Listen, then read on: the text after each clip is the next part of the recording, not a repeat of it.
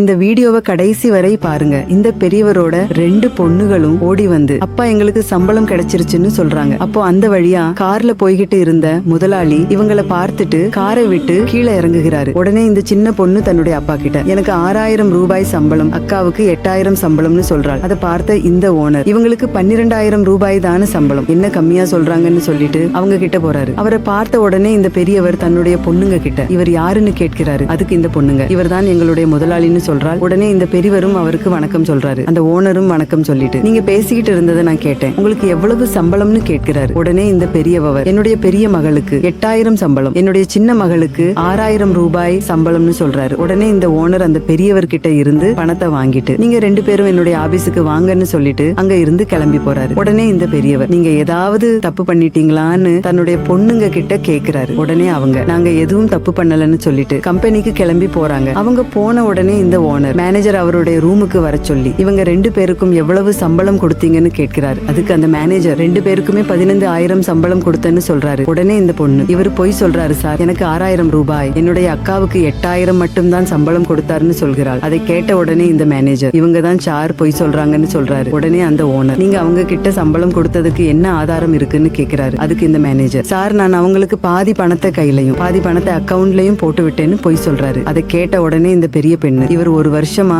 எங்களுக்கு இந்த சம்பளத்தை தான் கொடுத்துக்கிட்டே இருக்காருன்னு சொல்லி கோவப்படுறாரு. உடனே ஓனர் நீங்க பேங்க்ல அனுப்புனதுக்கான ரெசிப்டை இவங்க கிட்ட காட்டுங்க, அப்போ எல்லா பிரச்சனையும் முடிஞ்சிடும்னு சொல்றாரு. அதை கேட்ட உடனே மேனேஜர் ஒண்ணுமே பேசாம நிக்கிறாரு. உடனே ஓனர் கோபமாகி நீ அமைதியா நிக்கிறப்பவே தெரியுது நீ இவங்களை ஏமாத்தி இருக்கன்னு, இவங்களை ஏமாத்துறதுக்கு உனக்கு எப்படி மனசு வந்தது, தினமும் 2 வேளை சாப்பிடுவதற்காக இவங்க நாள் முழுக்க கடினமாக உழைக்கிறாங்க, உனக்கெல்லாம் கொஞ்சம் கூட அறிவே இல்லையான்னு திட்டுகிறாரு. அதை கேட்ட உடனே மேனேஜர் என்ன மன்னிச்சிருங்கன்னு சொல்லி தன்னுடைய தப்ப ஒத்துக்கொள்றாரு. உடனே ஓனர் நீ என்னுடைய அப்பா வயசுல இருக்கிற, அதனால உன்னைய அவமானப்படுத்துவது சரியா இருக்காது, இவங்க கிட்ட இருந்து நீ எவ்வளவு பணம் கொள்ள அடிச்சிருக்கியோ அந்த பணத்தை எல்லாத்தையும் இன்னும் 1 மாசத்துக்குள்ள இவங்க கிட்ட நீ கொடுத்தரணும், அது மட்டும் இல்லாம இனிமே இந்த கம்பெனில உனக்கு வேலை கிடையாது, கம்பெனியை விட்டு வெளியே போன்னு சொல்லி அந்த மேனேஜரை வெளியே அனுப்பி விட்டுறாரு. அதுக்கப்புறம் இந்த ஓனர் தன்னுடைய சொந்த பணத்தை எடுத்து கொடுத்து என்னை மன்னிச்சிடுங்க, அவர் சரியாக தான் வேலை பார்க்கிறாருன்னு நான் அலட்சியமா இருந்துட்டேன், நீங்க இந்த கம்பெனில வேலைக்கு சேர்ந்ததுல இருந்து இன்ன வரைக்கும் உங்களுடைய சம்பள பணம் எவ்வளவு ஏமாற்றப்பட்டிருக்கிறது, அந்த சம்பள பணத்தை அனைத்தையும் நான் உங்களுக்கு வட்டியும் முதலுமாக இன்னும் 1 வாரத்துல கொடுத்துட்டேன்னு சொல்றாரு. உடனே இந்த பெரிய பொண்ணு சார் இனிமே நீங்க சம்பள பணத்தை எங்க கிட்டே டைரக்டா கொடுத்துருங்கன்னு சொல்றாரு. உடனே ஓனர் உங்ககிட்ட மட்டும் இல்ல என்னுடைய கம்பெனில வேலை செய்யறவங்க